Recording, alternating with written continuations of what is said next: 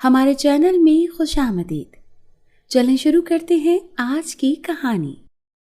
مشرقی معاشرے میں مرد پہلی بیوی کے ہوتے ہوئے جب دوسری شادی کرتا ہے تو وہ پہلی بیوی کو اپنی حیات میں ہی جیسے بیوہ کر دیتا ہے، اور وہ ایسی بیوہ ہوتی ہے جس کو سفید کپڑے نہیں پہنائے جاتے مگر اس کی زندگی بلیک اینڈ وائٹ ہو جاتی ہے۔ اس کی چوڑیاں ہاتھوں سے نہیں اتاری جاتی مگر ان کی کرچیاں اس کے وجود میں ہر دم چپتی رہتی ہیں۔ وہ لہو لہان ہوتی ہے لیکن اس کا لہو نظر نہیں آتا۔ مرد دوسری شادی تو کر لیتا ہے لیکن دونوں بیویوں میں انصاف نہیں کر پاتا ہے۔ ایک ہمیشہ ظلم ہی سہتی ہے۔ ویسے مرد کو ایک سے زیادہ شادیوں کا شوق تو ان کے بچپن سے ہی ہو جاتا ہے، اور یہ شوق ان کی عمر کے ساتھ ساتھ جوان ہوتا ہے، اور پھر ایک وقت آتا ہے کہ یہ شوق حسرت بن جاتا ہے۔ لیکن کچھ بہت دبنگ مرد ہوتے ہیں جو اپنی اس حسرت کو حقیقت کا روپ دے دیتے ہیں، اور کچھ بیچاروں کی یہ حسرت تمام عمر پوری نہیں ہو پاتی یا بیچارے پوری کر نہیں پاتے، اور وہ ہزاروں خواہشیں ایسی کہ ہر خواہش پر دم نکلے میں نے بھی ایسا زخم سہا تھا۔ میری کوئی حیثیت ہی نہیں تھی۔ میں ہی وہ درد جان سکتی ہوں جب اس کا شوہر اس کے پاس ہو کر بھی نہیں ہوتا۔ میں اپنے والدین کی اکلوتی ہوں، اس لیے ان کی مجھ سے بہت امیدیں وابستہ تھیں۔ میرے والد والدہ اچھے پڑھے لکھے لوگ تھے۔ ہم زندگی میں سب سے زیادہ بھروسہ اپنے ماں باپ پر ہی تو کرتے ہیں، اور اس دنیا کے رنج و الم سے ہماری آخری پناہ گاہ ہمارے ماں باپ ہی ہوتے ہیں۔ ہمارے معاشرے میں باپ بیٹی کا رشتہ بہت ہی پیارا اور مان والا ہوتا ہے۔ جو بات ہم اپنی ماں سے نہیں منوا سکتے وہ چپکے سے اپنے باپ سے منوا لیتی ہیں۔ ہم والدین سے جو چاہیں بات منوا سکتے ہیں۔ وہ پڑھائی کی اہمیت کو جانتے تھے۔ اماں بہت خوش تھیں کہ وہ بانجھ نہیں تھی۔ لوگوں کے منہ بند ہو گئے تھے، پھر بھی کچھ لوگوں کا کام ہوتا ہے باتیں کرنا۔ وہ کرتے ہیں، کہتے ہیں کہ تمہاری بیٹی ہی ہے، بیٹا ہوتا تو مدد کرتا، لیکن ابا کہتے یہ میرے بیٹے جیسی ہی ہے۔ مجھے کسی چیز کی کوئی کمی نہیں تھی۔ ابا کی باتوں سے میں بہت خوش ہوتی تھی۔ انہوں نے مجھے بہت ہمت اور حوصلہ دیا تھا۔ میری شکل و صورت اتنی خاص نہیں تھی، نارمل کمزور سی بچی تھی جس کو ایک نظر کوئی دیکھ کے دوبارہ دیکھنا گوارا نہیں کرتا تھا۔ عمر بڑھتی گئی، اب لوگ باقاعدہ پوچھتے تھے، بھائی ساری عمر بیٹی کو گھر بٹھا کر رکھنا ہے؟ اس کی شادی کر کے رخصت کرو تم لوگ، کیا اس کو ڈگری پر ڈگری کروا رہے ہو؟ میرے ابا اچھے گریڈ کے افسر تھے جو اب ریٹائرڈ ہو گئے تھے۔ ان کے اچھے لوگوں سے الیک سلیک تھی، اسی لیے ہمیں آنا جانا پڑتا تھا، اور ہر جگہ اب یہ بات ہوتی تھی۔ مجھے چڑ چڑھاتی تھی کہ اتنے لوگوں کے سامنے پیش ہو چکی تھی۔ اب تو ایسے رشتے آتے تھے کہ میرے والدین کی راتوں کی نیندیں حرام ہو چکی تھی۔ میں نے چائے رکھی، ہاتھ باقاعدہ کانپ رہے تھے۔ میں نے دل میں سوچا کہ اب تو باقاعدہ پریکٹس ہو چکی ہے، پھر ہاتھ کیوں کانپتے ہیں؟ شاید ہر بار کے انکار کی ذلت جو برداشت کرنی پڑتی ہے، یہ کوئی پہلی دفعہ تو ہے نہیں۔ مجھے یاد آیا گزشتہ کچھ مہینوں میں یہ چوتھا واقعہ تھا جب میں مہمانوں کے لیے چائے لے کر آئی ہوں۔ مجھے گھر کے کاموں سے کوفت ہوتی تھی، میں نے تو کبھی اٹھ کر چائے تک نہ بنائی، لیکن اب اماں ابا کو پریشان نہیں دیکھ سکتی تھی، اسی لیے خاموشی سے اپنی ساری ذمہ داریاں اپنے کاندھوں پر لے لی تھی۔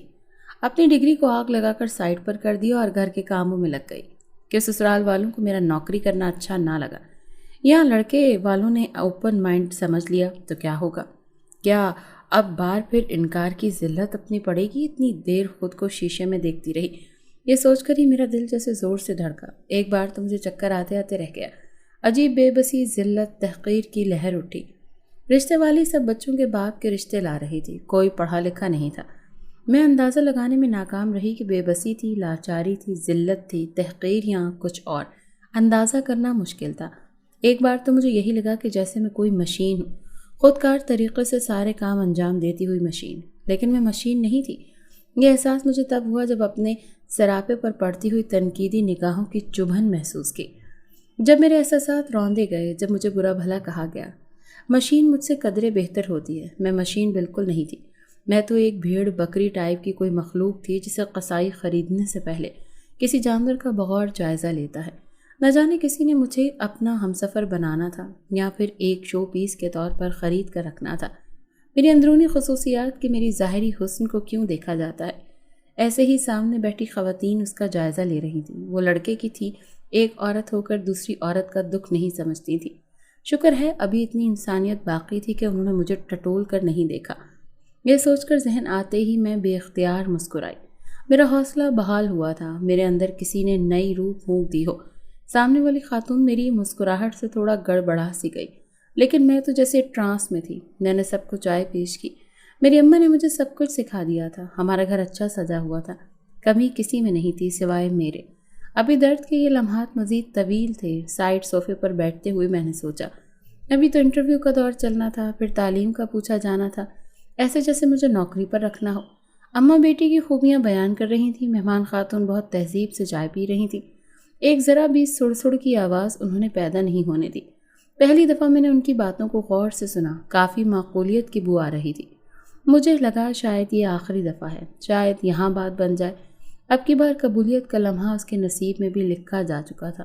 مجھے یاد آیا رات سے میں کتنی دعائیں کر رہی تھی۔ ساتھ ہی یاد آیا کہ میں نے باقاعدہ اپنے رب سے کہا تھا کہ اے اللہ، مجھے بنایا بھی تو آپ نے ہی ہے، اپنی تخلیق کی قدر بھی آپ ہی لوگوں کے دلوں میں ڈال دیجئے۔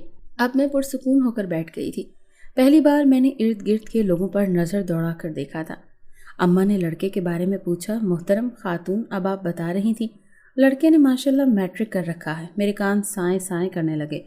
اماں اور ابا کو اسی وقت دیکھا تو انہوں نے مجھ سے نظریں چرا لی تھیں۔ میں سر جھکا کر اپنے ہاتھ کی لکیروں کو دیکھنے لگی، کیونکہ دھیرے دھیرے جو سکون تھا وہ غارت ہو رہا تھا۔ میرے کانوں کے درمیان کی باتیں تو سنائی ہی نہیں دیتی تھیں۔ میں نے یہی سنا، پھر دکان بھی اپنی ہے۔ اماں نے لڑکے کو باقاعدہ دعا دی۔ مجھے یاد آیا جب یونیورسٹی میں سہیلیوں کے جھرمٹ میں بیٹھے ہوئے میں نے کہا تھا کہ کیمسٹری میں ماسٹرز کے بعد بھی میں پڑھوں گی۔ دوستوں نے کہا اتنے پڑھنے کا کیا فائدہ، شادی کرنا امیر انسان سے اور مزے کرنا۔ دوسری بولی کیا پتا وہ اتنا پڑھا لکھا نہ ہو۔ شادی کے نام پر ایک بار تو میرے گال سرخ ہو گئے۔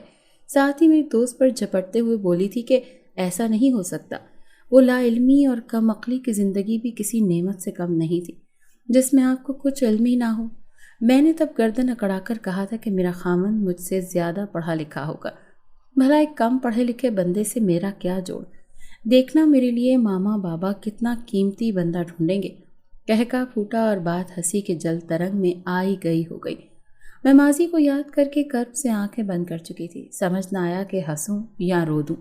خاتون کے ساتھ موجود ایک عمر رسیدہ مہمان کی آواز نے مجھے جیسے دوبارہ حال میں پہنچایا تو مجھے یاد آیا کہ لڑکے کی تعلیم تو صرف میٹرک ہے۔ مجھے دورہ پڑنے لگا۔ مجھے لگا جیسے میرا وجود کانپ اٹھا ہو، خواب ٹوٹ گیا ہو۔ تسلی کی آخری کوشش کرتے ہوئے میں نے کمرے میں موجود رہنے کی کوشش کی۔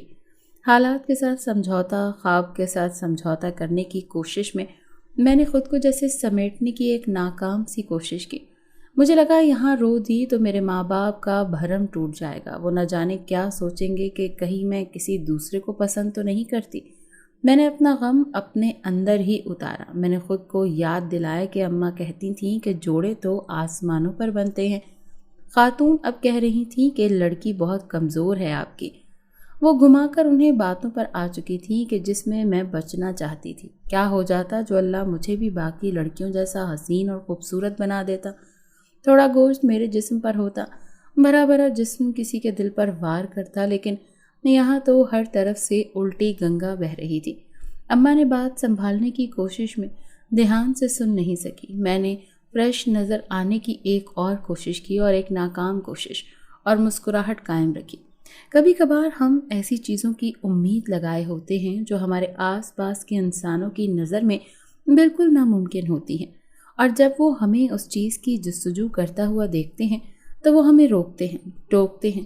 کوئی ہمارا مذاق اڑاتا ہے، کوئی ہمیں دیوانہ کہتا ہے، کوئی کچھ کہتا ہے اور کوئی کچھ۔ لیکن کیا ہم سبھی کسی نہ کسی ایسی چیز کی امید لگائے ہوتے ہیں؟ نہیں نا، جو ہماری نظر میں ناممکن ہے۔ کیا ہم سب کی لائف میں ایک پوائنٹ ایسا نہیں آ جاتا جہاں ساری رکاوٹوں کے مخالف ہماری بس ایک آس ہوتی ہے، ایک امید ہوتی ہے؟ ہمارے پاس تب کوئی ہتھیار نہیں ہوتا، ہمارے پاس بس دعا ہوتی ہے، ہوپ ہوتی ہے، اور یہی ہوپ ہمیں ہمارے مشکل حالات میں آگے بڑھنے کا حوصلہ دیتی ہے۔ میں یہ نہیں کہہ رہی ہوں کہ امید سے ہمیشہ وہ مل جاتا ہے جس کی آرزو ہوتی ہے، بلکہ میں یہ کہہ رہی ہوں کہ امید سے کچھ ملے یا نہ ملے لیکن برا وقت ضرور کٹ جاتا ہے۔ تو اگر کوئی انسان کسی ایسی چیز کی امید رکھے ہوئے ہے جو آپ کی نگاہ میں کبھی بھی ممکن ہونے والی نہیں ہے، تب بھی اس انسان سے اس امید کو مت چھینیں۔ ہمیں پتہ ہوتا ہے کہ ہماری کون سی امید کے بدلے میں ہمیں کیا ملے گا، لیکن جب ہم تکلیف میں ہوتے ہیں تب یہ لاجکس، تھیوریز، قاعدے، قوانین سب کے سب بے معنی ہوتے ہیں۔ تب ہمارا دل انہیں ماننے کو تیار نہیں ہوتا، کیونکہ تب یہ ڈر ہوتا ہے کہ اگر انہیں مان لیا تو امید ختم ہو جائے گی، اور اگر امید ختم ہو گئی تو ہم بھی یہیں کے یہیں پھنسے رہ جائیں گے۔ انسان کا سسٹم ہی کچھ ایسا ہوتا ہے کہ جب اس کے پاس کچھ نہیں بچتا تو وہ امید کا سہارا لیتا ہے۔ اچھے دنوں کی امید، طوفان کے تھم جانے کی امید، آزمائشوں کے گرہ کھل جانے کی امید، بہتر اجر ملنے کی امید، اللہ کے رحم کی امید، انہی امیدوں کے سہارے تو آج میں اور آپ یہاں پہنچے ہیں، اور انہی امیدوں کے سہارے اگلی زندگی کٹ جانی ہے۔ کیا ممکن ہے اور کیا ناممکن ہے یہ نہ تو آپ جانتے ہیں اور نہ ہی میں جانتی ہوں۔ جو ہم جانتے ہی نہیں ہیں، جو ہمارے بس میں ہی نہیں ہے، پھر اس پر بحث کیوں کرنی، اس پر بحث کیا کرنی؟ رہنے دیں نا امیدوں کو ایسے ہی۔ امیدیں ہی دعائیں بھی ہیں، اور امیدیں ہی صبر بھی ہیں، اور وقت آنے پر اللہ وہ ہمیں دے دے گا جو بہتر ہوگا۔ دعا بہتر ہوتی تو دعا مل جائے گی، صبر بہتر ہوا تو صبر عطا کر دیا جائے گا۔ لیکن کم سے کم ہم یہاں سے چلیں گے تو صحیح، کم سے کم ہم نا امید ہو کر ایک ہی جگہ پر اٹکیں گے تو نہیں۔ جو آگے ہوگا دیکھا جائے گا، ابھی تو امید ہے نا، تو ابھی امید ہی رکھتے ہیں اور امید رکھنے دیتے ہیں۔ میں نے دل میں سوچا کہ یہ کوئی آخری انسان نہیں ہے، مجھے دل برداشتہ نہیں ہونا ہے۔ میں ہمت سے سر اٹھا چکی تھی، مجھے اپنے والدین سے کوئی شکایت نہیں تھی، انہوں نے مجھے ہر لحاظ سے بہترین دیا تھا۔ وہ تو یہ بھی چاہتے تھے کہ مجھے بہترین ہم سفر ملے، لیکن کچھ باتیں ہمارے بس میں تھوڑی ہوتی ہیں۔ لڑکی کا قد بھی کچھ زیادہ ہی چھوٹا ہے، خاتون اب باقاعدہ مجھ پر حملہ کر چکی تھی، جبکہ ان کا بیٹا بھی کالا اور کوئی شہزادہ نہیں تھا۔ اماں کی خوشگواریت پر اب پریشانی میں بدل چکی تھی۔ وہ بیچاری سادہ سی خاتون تھی، اب دفاع کا مرحلہ تھا۔ میں جانتی تھی کہ اگلا مرحلہ شکست کا ہوگا۔ میں نے خدا سے دعا کی کہ اللہ مجھے یہاں سے غائب کر دے۔ ذہنی اذیت اب میرے جسمانی قوت پر اثر انداز ہو رہی تھی۔ رات کی بے آرامی کے سبب سر میں ہونے والا ہلکا ہلکا درد اچانک شدید ہو گیا تھا۔ سارا دن آنے والے مہمانوں کے نام کر دیا تھا۔ میں نے پہلی بار بغور خاتون کی طرف دیکھا، وہ سینڈوچ سے پورا انصاف کر رہی تھی۔ مجھے بھی اختیار یاد آیا کہ کل ٹی وی والے ایک سفاک ڈاکٹر کی خبر سنا رہے تھے جو دوران سرجری چائے پیتے ہوئے مریض کی جان جانے کا سبب بن گیا تھا۔ حالات کچھ مختلف نہیں تھے، مجھے اس عورت کی سفاکیت کا اندازہ اب ہو رہا تھا۔ میں بھی جیسے آپریشن تھیٹر میں تھی، مجھے لگا جیسے خاتون دانتوں سے خوراک نہیں چبا رہی بلکہ مجھے بھنبوڑ رہی ہے۔ اماں اب سر جھکائے بیٹھی تھی، مجھے اپنے گلے میں آنسوں کا گولا سا اٹکتا ہوا محسوس ہوا۔ میرے دل میں خیال آیا زہر ہی پی لوں، لیکن والدین کا کیا ہوتا؟ اب تو اماں کا جمع کیا جہیز بھی آس لگائے ہوئے تھا کہ اسے کوئی استعمال ہی کر لے۔ پھر کچھ دن بعد رشتے والی ایک نیا رشتہ لائی تھی۔ ان کا بیٹا باہر کام کرتا تھا، وہ اپنے بیٹے کے لیے ایک سگڑ بہو ڈھونڈ رہی تھی۔ ساس نے آتے ساتھ مجھے پسند کر لیا۔ اماں کو لگا کہ ان کی دعائیں قبول ہو گئی ہیں۔ انہوں نے اپنے بیٹے کی تصویر بھی دکھا دی۔ انہوں نے کہا کہ جب ان کا بیٹا آئے گا وہ جلد از جلد شادی کرنا چاہتی ہیں۔ بیٹی کھولتے ساتھ ہی اندر کا نظارہ کر کے اس کی آنکھیں خوشی سے چمک اٹھیں۔ آخر میرا چھٹی سنوائی پر رشتہ پکا ہی ہو گیا۔ رنگ برنگے کپڑوں اور بستر پیٹی کو بھر چکے تھے۔ اماں جب کوئی اچھا دیکھتی میرے لیے رکھ دیتی تھی۔ ہر چیز انتہائی سلیقے سے رکھی گئی تھی، اور کیوں نہ رکھی جاتی، آخر بیٹی کے جہیز کا سامان تھا جو باپ اور اماں کے خون پسینے کی کمائی سے تیار کیا گیا تھا، اور جس کو تیار کرتے کرتے اماں کے سر میں چاندنی اتر آئی تھی اور اینک کا شیشہ پہلے سے قدرے موٹا ہو گیا تھا۔ میں نے پیٹی کھولتے ساتھ ہی جھپٹ کر کونے میں پڑا ہوا سرخ دوپٹہ اٹھا لیا۔ مہینے بعد میں نے اسے زیب تن کر کے شوہر کے پاس جانا تھا۔ میں نے سوچ لیا تھا کہ اپنے شوہر کا دل جیت لوں گی۔ میری ساس اچھی تھی تو میرے گھر والوں کی تعریف بیان کر رہی تھی۔ میں نے خواہش کی کہ وہ تعمر میرے ساتھ ایسی ہی رہیں۔ میری شادی کا دن تھا۔ نکاح کے بعد اماں نے سکھ کا سانس لیا اور یوں مہمانوں کے پیچھے لگ گئی تھی۔ آخر کو بیٹی کی شادی تھی، وہ نہیں چاہتی تھی کہ کوئی کمی رہ جائے۔ میں کزنوں کے درمیان میں بیٹھی تھی۔ یار تیرے پیرنٹس کون سے جنم کا بدلہ لے رہے ہیں تجھ سے؟ کیوں، کیا ہوا؟ کزن کی بات پر میں نے ناسمجھی سے گویا اس سے پوچھا۔ مجھے سمجھ نہیں آیا۔ یار تو اپنی ماں باپ کی سگی اولاد ہی ہے نا، یا تجھے اڈاپٹ کیا تھا کہیں سے؟ میرے برابر میں بیٹھی دوسری کزن افسردگی سے گویا ہوئی۔ یہ سب مجھ سے عمر میں چھوٹی تھی، لیکن ان سب کی شادیاں ہو چکی تھی۔ کیا ہو گیا تم لوگوں کو؟ ایسی باتیں کیوں کر رہی ہو؟ میرا ننھا سا دل کانپا تھا۔ میں نے دل ہی دل میں دعا کی کہ اللہ اب ایسا کچھ نہ ہو۔ میرے اندر ہمت نہیں ہے یار، وہ لڑکا کہیں سے نہیں لگتا، پکی عمر کا مرد ہے، 30 سال تو عمر ہے اس کی۔ تو معصوم سی لڑکی، تیرے پیرنٹس کو نظر نہیں آیا؟ اس اولڈ مین میں میری دوسری کزن نحوست سے بولی تھی۔ جب خود کے بھائیوں کی شادیاں کی تھیں تب تو ان کو میں نظر نہ آئی تھی، اور سب کہتے تھے کہ اس سے کون شادی کرے گا۔ اب اتنے عرصے بعد کسی نے کچھ ڈھونڈ دیا ہے تو اس میں نقص نظر آ رہے ہیں۔ یہ کیسی باتیں کر رہی ہو تم لوگ میرے ماما بابا سے بہت محبت کرتے ہیں مجھ سے، کبھی میرے لیے غلط فیصلہ نہیں کر سکتے۔ میں نے رندے ہوئے لہجے میں بے یقینی سموئے گویا کہا۔ میں لڑکے کی تصویر دیکھ چکی تھی، وہ لڑکا ہی لگتا تھا۔ ساس نے بتایا تھا کہ وہ باہر ہوتے ہیں، اسی لیے میں روبرو نہ مل سکی تھی، لیکن اب سب کہہ رہے تھے کہ باپ کی عمر کے لڑکے سے شادی کر دی ہے، تو کیا میرے ساتھ اس عورت نے پھر دھوکہ کیا تھا؟ لیکن اب کیا ہو سکتا تھا، میرا نکاح ہو گیا تھا۔ میں نے تو فٹ ہاں کہا، اور وہ تو ہمیں معلوم ہو گیا کتنی محبت کرتے ہیں۔ وہ تم سے ایک ایجڈ آدمی کا انتخاب کیا، انہوں نے تمہارے لیے۔ میں چپ کر گئی۔ میں ہر ایک کو وہ تذلیل نہیں بتا سکتی تھی جو میں نے سہی تھی۔ میرے والدین اور مجھے کتنے تانے سننے پڑے تھے۔ یہ سب میری ساس کی غلط بیانی کی وجہ سے ہوا تھا۔ میں چپ ہو گئی تو پھر کزن بولی، شاید وہ میرے دل کے ٹکڑے ٹکڑے کرنا چاہتی تھی۔ اور ہاں، ایک بات تو ہم بتانا ہی بھول گئے تمہیں۔ تم جانتی ہو جب ہم وہاں مہندی کی رسم کرنے گئے تو کچھ عورتوں کو ہم نے بات کرتے سنا۔ کیا بات؟ میں اپنی بھوری آنکھوں میں آنسو لیے بولی تھی۔ یہی کہ وہ پہلے امریکہ میں رہتا تھا، وہاں اس نے ایک انگریز لڑکی سے شادی کی ہوئی تھی، اور تو اور وہ اس کے بچے کی ماں بننے والی تھی، اور بے وفا شخص اس بیچاری کو ایسی ہی حالت میں طلاق دے کر یہاں بھاگ آیا۔ میرے ارد گرد بیٹھی اس کی تایا زاد اور چچا زاد سے کافی دیر سے اسے بدگمان کر رہی تھی۔ پھر آہستہ آہستہ وقت گزرا تو رخصتی کا وقت آ گیا۔ میری ماں کے گلے لگ کر میں خوب روئی۔ اس کے ساتھ بھی دھوکہ ہی ہوا تھا۔ اگر وہ بارات واپس بھیج دیتے تو لوگ مزید باتیں کرتے، اسی لیے انہوں نے صبر سے یہ عمر کا کڑوا گھونٹ پی ہی لیا۔ میری ساس کا رویہ یکدم اتنا بدل گیا تھا مجھ سے، انہوں نے کمرے میں داخل ہونے سے پہلے ہی سلامی کے سارے پیسے لے لیے تھے۔ میں سرخ جوڑا زیب تن کیے اپنا سوگوار سروپ لیے گلابوں سے سجی سیج پر بیٹھی سسکیاں بھر رہی تھی۔ ابھی تو شوہر بھی نہیں آیا تھا۔ کچھ دیر پہلے چہرے پر پھیلے ہوئے حیا کے ساتھ رنگ پھیکے پڑ چکے تھے۔ مجھے پتا تھا کہ میرے والدین جو ساری رات نیند نہیں آئے گی۔ میں نے سوچ لیا تھا کہ جیسا بھی ہوگا میں نبھاؤں گی۔ میں جس جوش کے ساتھ چہکتی ہوئی یہاں آئی تھی وہ سب ہوا ہو چکا تھا۔ اب تو اتنی ہمت بھی نہیں تھی کہ میں کرسی سے اپنے وجود کو حرکت ہی دے سکوں۔ کافی دیر ہو چکی، شوہر کا انتظار کرنے لگی۔ رخصتی کے وقت میں نے دیکھا تھا ان کے بالوں کی سفیدی کب کی آ چکی تھی۔ بہت دیر بعد جب انتظار کرتے کمر تختہ بن گئی تب جا کر شوہر آئے۔ میں کافی دیر تک گھونگھٹ اٹھانے کے انتظار میں بیٹھی رہی۔ پھر وہ بڑے دھڑلے سے میرے قریب آئے۔ میرا دل تیزی سے دھڑک رہا تھا، لیکن انہوں نے اپنا حق وصول کیا اور کروٹ بدل کر سو چکے تھے۔ انہوں نے تو میرا گھونگھٹ اٹھانا بھی ضروری نہیں سمجھا۔ ہمیشہ کی طرح آج بھی اسے اپنا گھونگھٹ خود ہی اٹھانا پڑا۔ بھلا دلہن کبھی اپنا گھونگھٹ خود اٹھاتی ہے؟ پھر مجھے ہر بار اس اذیت سے کیوں گزرنا پڑتا ہے؟ یہ سوچ سوچ کر میرا کرب اور بڑھتا جا رہا تھا۔ لیکن کہتے ہیں نا کہ جب درد حد سے بڑھ جاتا ہے تو رویا بھی نہیں جاتا۔ آنسو بھی ایک مخصوص حد تک درد کے اظہار میں معاون ثابت ہوتے ہیں، اور اس حد کے بعد آنسو بھی خشک ہو جاتے ہیں۔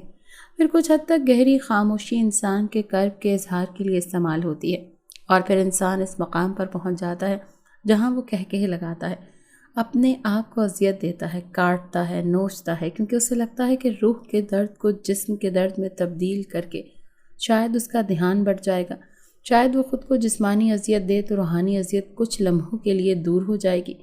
میں اسی خواہش میں خود کو اذیت پر اذیت دیتی، لیکن بے سود بالآخر وہ اسی خواہش میں بڑھتا بڑھتا اس مقام پر پہنچ جاتا کہ جہاں اسے روح اور جسم کا تعلق ختم کر دینا ہی مسئلے کا حل نظر آتا تھا۔ اگلے دن میرا سسرال سارا اکٹھا تھا۔ مجھے ایک پل بھی شوہر کے ساتھ بات کرنے کا موقع نہ ملا۔ میں چاہتی تھی کہ میں بات کر کے ان کے دل میں جگہ بناؤں، لیکن میرے کمرے میں میری 4 شادی شدہ نندوں کا ڈھیرا تھا، اور ان کے بھائی مجھے دیکھنا تک گوارا نہیں کر رہے تھے۔ اماں ابا نے پوچھا سب کچھ ٹھیک ہے، تو میں صرف سر ہلانے کے علاوہ اور کچھ نہ کہہ سکی۔ شادی کے بعد کی پہلی صبح امی کی ہدایت کے مطابق میں جلدی اٹھ کر باہر ساس کے پاس چلی گئی، جس سے واقعی میں میری ساس اور نندیں خوش ہو گئیں، اور انہیں اس بات کا یقین بھی ہو گیا کہ بہو تمیز تہذیب والی ہے۔ مجھے تو ان سے ناراضگی جتانی چاہیے تھی کہ اتنی بڑی عمر کے بیٹے سے آپ نے میری شادی کر دی، ایسا بیٹا جس کے مزاج ہی نہیں ملتے۔ لیکن میں نے خود کو تسلی دی کہ اچھا سوچنا چاہیے۔ جس بیوی کا تذکرہ میری کزن کر رہی تھی وہ مجھے گھر میں کہیں دکھائی نہیں دی، اور نہ ہی میری ساس نے شوہر نے مجھے اس متعلق کچھ بتانا گوارا سمجھا۔ شوہر نے تو اپنا حق لیا اور نام تک نہ پوچھا۔ میں نے اپنا گھر خوش اسلوبی کے ساتھ اپنایا۔ میری ہر ممکن کوشش ہوتی اپنی ساس اور شوہر کو کسی شکایت کا موقع نہ دوں۔ اب ہماری شادی کو 6 ہفتے کا عرصہ ہو گیا تھا، اور مجھ کو فکر ستانے لگی تھی کہ اب میرے شوہر نے واپس چلے جانا ہے۔ دن گزرنے کا کچھ پتہ ہی نہ چلا تھا۔ شوہر شادی کے بعد سعودیہ چلا گیا۔ میرا سارا دن کام میں گزر جاتا تھا۔ وہ مجھے کال تک نہ کرتے تھے، اپنی اماں کو کال کرتے تھے۔ وہ اگر مجھ سے بات کروا دیں تو ٹھیک، ورنہ ہفتے گزر جاتے تھے، بات نہیں ہوتی تھی۔ نند الگ مجھ پر نظر رکھتی تھی کہ میں شوہر سے کوئی مہنگی فرمائش تو نہیں کر رہی ہوں۔ ہر ہفتے ٹپک پڑتی تھی۔ میں اماں کے پاس بھی نہیں جا سکتی تھی۔ ایک تو میری ساس اکیلی ہو جاتی تو شاید شوہر کو برا لگتا یا پھر میری ماں ہی مجھے واپس بھیج دیتی۔ میں نے تو سن رکھا تھا کہ شادی کا بڑا چام ہوتا ہے، لیکن ادھر تو کوئی بات کرنے کو بھی نہیں تھا۔ میرے شوہر کا رویہ بہت عجیب تھا۔ کچھ ہی وقت گزرا تھا کہ اس نے دوسری شادی کر لی۔ میری ماں نے کہا کہ وہ تو ادھر رہے گی تو ادھر رہے گی تو، اس لیے سمجھوتا کر لو۔ ساری زندگی مجھے کتابوں میں حق اور سچ کی بات بتائی، اپنے حقوق کا بتایا، اور اب ایسے بول رہی تھی۔ لیکن ان کی بات بھی ٹھیک ہی تھی۔ اپنے بڑھاپے میں مجھے رخصت کیا، اب ان کے پاس جا کر شادی کے سال بعد ہی بیٹھ جاتی تو پھر انہیں لوگوں کی باتیں سننے کو ملتی۔ جیسے ہی خاندان والوں کو میری شادی کا پتہ چلا، عادت سے مجبور وہ لوگ مجھے کہنے لگے، دیکھو اس کے نصیب ہی ایسے ہیں، یہ تو ہے ہی منحوس۔ میں نے خاموشی سے ان کی باتوں کو سنا تھا۔ شوہر کو میری اجازت تو لینی چاہیے تھی۔ ساس بھی خاموش ہو گئی۔ میں ان کے کام کر دیتی تھی، لیکن پھر ان کا انتقال ہو گیا۔ ایک دن شوہر کا فون آیا، اس کے بعد وہ بہت روئی۔ میں نے پوچھا نہیں، یہ ماں بیٹے کی آپس کی بات تھی۔ پھر دل کا دورہ پڑا اور ان کی موت ہو گئی۔ میں اکیلی ہو گئی تھی۔ اتنی بری ساس نہیں تھی وہ، میں بہت دکھی ہوئی تھی، لیکن اگلے ہی مہینے اس نے مجھے بھی دبئی بلا لیا۔ پہلی دفعہ میرا شوہر مجھے کال کر کے خود بلا رہا تھا۔ میں خوش ہوئی کہ چلو دیر سے ہی صحیح، اس کو میرا خیال تو آیا ہے۔ میرا ٹکٹ کٹوا دیا۔ جاتے ہوئے ماں کے گلے لگ کر خوب روئی کہ اب میں اتنی دور جا رہی ہوں۔ ابا کی بھی آنکھیں بھیگ گئیں۔ کتنا مرد خود کو مضبوط ظاہر کرنے کی کوشش کرتا ہے۔ میں دبئی گئی، وہاں کی بڑی بڑی عمارتیں اور رہن سہن واقعی پرکشش تھا، لیکن مجھے اپنے شوہر سے مطلب تھا۔ مجھے امید تھی کہ اب وہ مجھے محبت اور عزت دیں گے۔ انہوں نے کہا تھا میں تمہیں واپس اپنے پاس بلا رہا ہوں۔ پہلے اماں کی وجہ سے نہیں بلاتا تھا۔ اس کی دوسری بیوی کافی امیر تھی۔ میں گئی تو وہ دونوں بہت اچھے سے ملے تھے۔ سوتن جتنی بھی ابھی کیوں نہ ہو، آپ کو کبھی اچھی نہیں لگتی، لیکن اس کے رویے پہ میں حیران تھی۔ اماں کی بات یاد آئی کہ مجھے بھی اپنا دل بڑا کرنا ہے۔ دل کو بڑا کر کے میں نے اسے خوش اسلوبی سے ملا اور شوہر نے مجھے کمرہ دے دیا۔ وہ سارا وقت میرے پاس رہتے تھے۔ دل میں بڑی خوش ہوئی۔ اس کی بیوی خود مختار تھی، لیکن پھر بھی دونوں میری خدمت کرتے تھے۔ رات کو اس کی بیوی کہتی کہ تم میرے بستر پر سو جاؤ۔ مجھے تو کوئی اعتراض نہ تھا۔ ویسے بھی مجھے لگا تھا کہ میرے دن پھر گئے ہیں۔ دونوں میاں بیوی میری خدمت میں لگے رہتے ہیں۔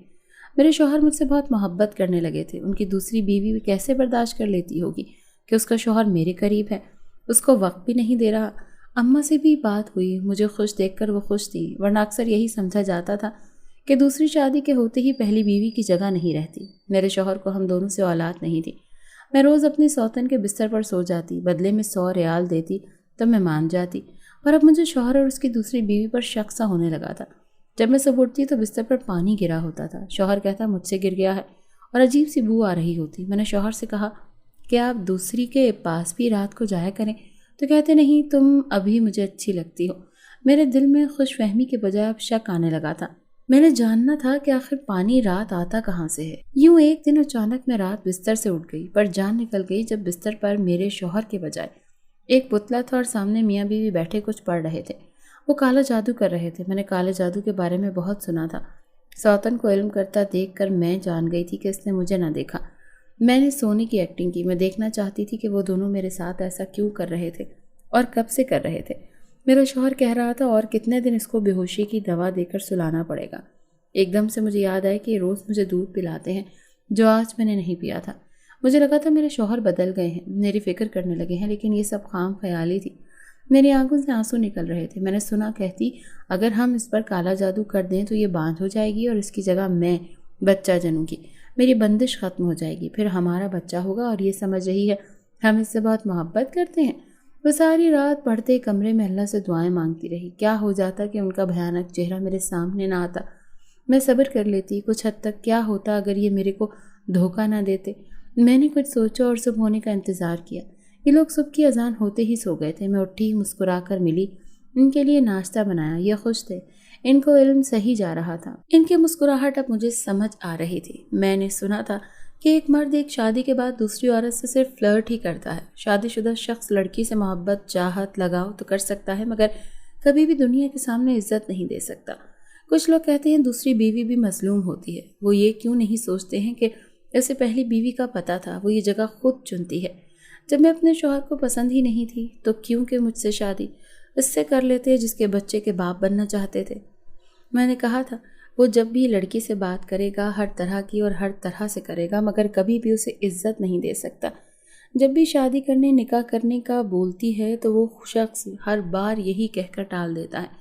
لیکن یہاں تو پہلی بیوی کو انسان بھی نہیں سمجھا گیا تھا کہ محبت میں ضروری نہیں کہ شادی کی جائے، محبت باقی رہنی چاہیے۔ محبت تو کسی بھی رشتے سے نبھائی جا سکتی ہے، اس میں ضروری تو نہیں کہ نکاح کیا جائے۔ وہ محبت کیسی؟ میرا دل کر رہا تھا کہ میں اپنے شوہر کو جھنجھوڑ کر سوال کروں کہ میں تمہارے پاؤں پڑی تھی کہ میرے سے شادی کرو؟ ایک تو تم میرے باپ کی عمر کے ہو، میں نے پھر بھی تمہیں اپنایا۔ میں کوئی اس کی گرل فرینڈ تو نہیں تھی نا، جسے اپنانے کی ہمت نہیں پانے کا جذبہ نہیں تھا، اور اپنے نام سے نام جوڑنے کی حسرت نہیں تھی، اسے عزت مقام دینے کی خواہش نہیں۔ اگر یہ سب کچھ نہیں کر سکتے تو کیوں کسی کی ذات، عزت، احساسات، جذبات، خوشیوں سے کھیلتے ہو؟ کیا اسی کا نام محبت ہے؟ وہ عورتیں اور مرد اور ہی ہوتی ہیں جس عورت کے آنسو بہت بڑا ہتھیار ہے۔ نہیں، اصل میں تو یہ مرد کی محبت ہے جس کی آنکھوں میں آنسو برداشت نہیں کر پاتا۔ مرد کبھی بھی دو عورتوں میں توازن نہیں کر سکتا۔ عورت کی صرف ایک مسکراہٹ کے لیے اپنی محنت کی ساری کمائی اس پر لٹا دیتا ہے۔ ایک آنسو کے روکنے کے لیے وہ سب کچھ کر لیتا ہے جو عورت چاہتی ہے۔ اب وہ مرد باپ ہو سکتا ہے، بھائی ہو سکتا ہے یا شوہر ہو سکتا ہے۔ یہ مرد کی کمزوری یا بے وقوفی نہیں ہے، یہ تو اس کی محبت کا ایک رنگ ہے، اور سارے رنگوں میں سب سے حسین ہے۔ جس سے آپ محبت کرتے ہو وہ مرد کبھی نہیں ہو سکتا، کیونکہ اس پہ اپنے گھر کے بہت فرائض ہوتے ہیں۔ میرے نصیب میں ایسا مرد کیوں نہیں تھا؟ میں نے ان کے کھانے میں نشے کی دوا ملا دی تھی، وہ دونوں بے ہوش ہو گئے اور میں اپنا پاسپورٹ لے کر نکل گئی۔ جتنا میرا دل دبئی آتے ہوئے خوش تھا، اتنا ہی یہاں سے جاتے ہوئے بدگمان تھا۔ میں نے سوچ لیا تھا کہ میں اب اس مرد کے ساتھ اور نہیں رہوں گی۔ میاں بیوی مل کر مجھ پر کالا جادو کر رہے تھے، وہ مجھے پانچ کر دینا چاہتے تھے، وہ مجھ سے عورت ہونے کا حق ہی چھین لینا چاہتے تھے، وہ میری ممتا مجھ سے چھیننا چاہتے تھے۔ یہ میں ہونے کا کبھی بھی نہیں دے سکتی تھی، اس لیے میں نے وہاں سے بھاگ جانے کا فیصلہ کیا اور وہاں سے پاکستان آ گئی۔ ماں باپ نے پوچھا جب شوہر کو چھوڑ کر واپس کیوں آئی ہو؟ کوئی ناراضگی ہو گئی ہے؟ یوں شوہر کے دل میں کیسے جگہ بناؤ گی؟ دوسری عورت کو تم کھلی چھوٹ دے رہی ہو۔ میں نے انہیں یہی کہا تھا کہ اس کی دوسری بیوی کا خیال اس کا رکھ سکتی ہے، میری وہاں کوئی ضرورت نہیں ہے۔ اماں نے بہت ڈانٹا تو میں نے صاف گوئی سے سب کچھ سچ سچ بتا دیا۔ وہ سادہ خاتون منہ کھولے حقیقت سن رہی تھی۔ ماں کہتی ہیں تمہارا شوہر ہے، تمہارے ساتھ ایسا کیسے کر سکتا ہے؟ ایک عورت ہو کر دوسری عورت سے بچہ کیسے چھین سکتی ہے؟ میں نے کہا یہاں دنیا ہے، یہاں کچھ بھی ہو سکتا ہے، لیکن میں مزید اس شخص کے ساتھ نہیں رہوں گی۔ میرے شوہر کے روز مجھے کال آتی تھی، پہلے پیار سے بات کہتا کہ تم واپس آ جاؤ۔ جب میں نہ مانی اور میں نے اسے سب سچ سچ بتا دیا، لیکن تمہاری حقیقت پتہ چل گئی ہے، اب میں نہیں آؤں گی۔ اور کہنے لگا اگر تم واپس آئیں تو میں تمہیں طلاق دے دوں گا۔ تو مجھے ڈر نہیں لگتا، میری نندیں بھی مجھے بلانے آئی تھیں، میں نے انہیں بھی سب سچ بتا دیا تھا، لیکن انہوں نے میری بات کا یقین ہی نہیں کیا، کہنے لگی میں جھوٹ بول رہی ہوں۔ وہ جو بھی سمجھے، میں واپس نہیں جانا چاہتی تھی، مزید اپنے نفس کو مجروح نہیں کرنا چاہتی تھی۔ آخر 2 مہینوں کے بعد میری طلاق ہو گئی اور طلاق کا داغ لگ گیا۔ معاشرے میں طلاق یافتہ عورت جو کہہ کر پکارا جاتا ہے، اس کا تو آپ کو اندازہ ہوگا ہی۔ میرے اماں ابا کے گھر پر رہنے لگی اور اپنا خرچ سے نکالنے لگی۔ میں نے ایک کالج میں نوکری کرنا سٹارٹ کر دی، جہاں اچھی گزر بسر ہو رہی تھی۔ میں خود کو چاہنے لگی تھی، میں خود پر توجہ دینے لگی تھی۔ مجھے اندازہ ہوا تھا کہ میں اتنی بدصورت نہیں ہوں۔ میں نے خود کو زمانے کے لحاظ سے ڈھال لیا تھا۔ ان کے نزدیک خوبصورتی چال چلن ہی تو ہوتی ہے۔ یوں مجھ جیسی طلاق یافتہ لڑکی کے ڈھیروں رشتے آنے لگے تھے، لیکن شادی نہیں کرنا چاہتی تھی۔ والدین چاہتے تھے کہ میں شادی کر لوں۔ وہ دن رات پریشان رہتے تھے کہ ان کی بیٹی طلاق کا دھبا لگا کر بیٹھ گئی ہے۔ میں نمازیں پڑھنے لگی تھی، اللہ سے رشتہ قائم کیا تھا، وہ میرے لیے بہتر ہی سوچتا ہے۔ دل بیزار سا ہو گیا تھا آج دنیا سے۔ ہم اللہ والے مایوس نہیں ہوتے، بس تھک جاتے ہیں، اور ہمارا دل کرتا ہے کہ اپنے اللہ سے ملنے کا۔ میرا بھی بہت دل کر رہا تھا آج اپنے اللہ سے ملنے کا۔ زندگی کی حقیقت، رشتوں کی حقیقت ہم جیسے لوگ جانتے ہیں جنہوں نے رشتوں کا زہر چکھا ہو۔ تعجب ہوتا ہے ان لوگوں پر جو رشتوں کے لیے روتے ہیں۔ یہ رشتے کچھ بھی نہیں ہوتے۔ اس دنیا میں واحد اللہ ہی ہے جو آپ سے محبت کرتا ہے، آپ کو سنتا ہے، آپ کو سمجھتا ہے۔ زندگی میں وقت کے ساتھ ساتھ رشتوں کی حقیقت سامنے آ جاتی ہے۔ کچھ بھی نہیں ہوتی یہ محبت، یہاں سب کچھ بے معنی ہے۔ ابا بیمار رہنے لگے تھے اور انہوں نے مجھ سے وعدہ کیا تھا کہ میں اب شادی کر لوں، اور میں ان کی باتوں میں آ کر مان بھی گئی تھی۔ میں مزید اپنے والدین کو کوئی بھی دکھ دینا نہیں چاہتی تھی، وہ میرا بھلا ہی تو چاہتے تھے، تو کیا کرتے وہ؟ انہوں نے میرے لیے ایک فرشتہ دیکھا۔ اس بار اتنی خوشی نہ تھی، میرے دل میں خدشات تھے۔ میں نے اس پر کوئی سمجھوتا نہیں کروں گی۔ نہیں کسی کے ساتھ کوئی ناانصافی نہیں ہونے دوں گی۔ میرے ہونے والے شوہر ایک ملٹی نیشنل کمپنی میں کام کرتے تھے۔ ان کی پہلی بیوی ان کی شادی کے 1 سال بعد ہی مر گئی تھی اور تب سے وہ اکیلے ہی رہ رہے تھے، لیکن اب وہ ایک جیون ساتھی ڈھونڈ رہے تھے جو ان کے دکھ سکھ کو بانٹ سکے۔ اتنی لمبی زندگی اکیلے تھوڑی کاٹی جاتی ہے۔ ابا اس بار خود لڑکے سے ملے تھے، انہیں وہ لڑکا پسند آیا تھا۔ یوں ہم دونوں کی شادی سادگی سے ہو گئی۔ وہ ایک اچھے انسان تھے، میری عزت کرتے تھے، میری ہر ضرورت کا خیال رکھتے تھے اور تو اور محبت بھی کرتے تھے، ایک سچی محبت جس کی میں نے تمنا کی تھی۔ یہی ایک اپنے شوہر سے چاہتی تھی۔ مجھے زیور، کوئی بینک بیلنس نہیں چاہیے تھا، مجھے صرف ایک سچی محبت کرنے والا چاہیے تھا جو مجھے پہلے شوہر سے نہ مل سکی۔ شادی کے 2 سال بعد ہی ہماری ایک ننھی سی پری دنیا میں آئی تھی۔ ہم دونوں کے جگر کا ٹکڑا تھی، محبت کی نشانی تھی۔ کچھ لوگ ہماری زندگی کا حصہ بن کر ہمیں مکمل سا کر دیتے ہیں، ہم ان کے ہونے سے ہر خوشی محسوس کرتے ہیں، وہ ہمیں ہر دکھ سے بچا لیتے ہیں۔ ایسے لوگوں کا ساتھ ہونے سے ایک سکون سا ہوتا ہے، مطمئن ہوتا ہے انسان۔ پھر وہی لوگ زندگی بن کر ہمیں ہمیشہ کے لیے اپنا بنا لیتے ہیں، کیونکہ ہر کہانی ادھوری رہے یہ ضروری تو نہیں۔ محبت تو آج بھی زندہ ہے، اگر سچی ہو اور مخلص انسان سے ہو۔ میں لوگوں کے لیے کام کرنے لگی تھی، ان کی مدد کرنے لگی تھی۔ مدد ہمیشہ اللہ ہی کرتا ہے، مگر وسیلہ وہ انسان کو انسان کا بناتا ہے۔ اگر کوئی آپ سے مدد مانگ رہا ہے تو کوشش کریں کہ اس انسان کو دوبارہ نہ کہنا پڑے۔ آپ سے کچھ لوگوں کی عادت ہوتی ہے دوسروں کی مدد کی حامی تو بھر لیتے ہیں مگر ان سے منتیں کرواتے ہیں۔ اگلے بندے کا کام درمیان میں لٹکا ہوگا، انہیں اس سے غرض نہیں۔ دوسرا بندہ بار بار کہہ کر مدد کا شرمسار ہو جاتا ہے، خود کو کمتر سمجھنے لگتا ہے، اللہ سے شکوہ کرنے لگتا ہے۔ یہی وجہ ہے کہ پھر کچھ لوگ مدد بھی نہیں مانگتے۔ لوگوں کو شرمسار نہ ہونے دیا کریں، ان کی مجبوری سمجھا کریں۔ کیا پتہ آپ کی مدد سے اس کا رزق آنا شروع ہو جائے۔ ان کی مدد کریں کہ اگلے بندے کو دوبارہ کہنا نہ پڑے۔ آپ یہ دیکھو کہ اللہ آپ کو وسیلہ بنا رہا ہے، یہ نہ دیکھو کہ تم دے کیا رہے ہو۔ یہ ایک بیٹی کی کہانی نہیں، بہت ساری بیٹیوں کی کہانی ہے۔ ہمارے middle class, lower middle class طبقے میں پیدا ہونے والی تازہ ترین برائی کی کہانی کہ لڑکی کمانے والی ہونی چاہیے۔ خدا را ہوش کریں، بیٹیاں سانجھی ہوتی ہیں، انہیں خود غرضی کے اس نئے پیمانے پر تو نہ تولیں۔ یاد رہے کہ وقت بدلتا رہتا ہے، آج کسی کی بیٹی کل کو آپ کی بیٹی کے روپ میں آپ کے سامنے کھڑی ہو سکتی ہے۔ عورت کی زندگی کو اتنا مشکل نہ بنائیں معاشرے میں کہ وہ روایت نہ ڈالیں جو کل کو آپ کے لیے اذیت کا باعث بن جائے۔ شادی آسان بنائیں، رزق کا وعدہ اللہ نے کیا ہے۔